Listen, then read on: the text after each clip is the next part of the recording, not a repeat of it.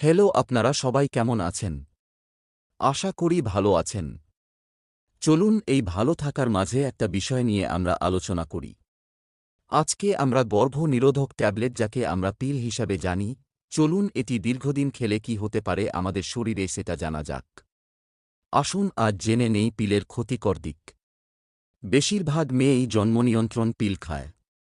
জন্মনিয়ন্ত্রণের জন্য পিল খাওয়া মেয়েদের কাছে একটি সাধারণ ব্যাপার। তাছাড়া মাসিক ঠিক করার জন্য অনেক সময় মেয়েরা পিল খায়। কিন্তু এই পিল সম্পর্কে মানুষের ধারণা খুব কম। একজন মেয়ের জন্য পিল কখনোই ভালো কিছু না, বরং একটা মেয়ের জীবনকে ধীরে ধীরে শেষ করতে এই পিলই যথেষ্ট।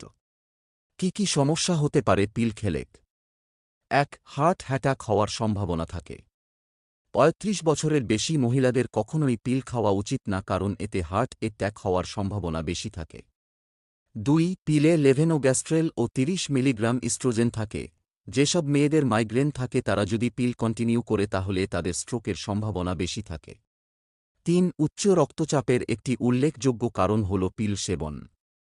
৪. যারা বেশি পিল খায় তাদের ভেনাস থ্রোম্বোম্বোলিজম নামক রোগ হওয়ার সম্ভাবনা বেশি থাকে। ৫. বেশি মাথা ব্যথা হয়। ৬. হতাশার একটি কারণ হল অতিরিক্ত পিল খাওয়া। ৭. খিটখিটে মেজাজ দেখা যায় পিল খাওয়ার কারণে। ৮. বমি বমি ভাব এবং বমি হয়।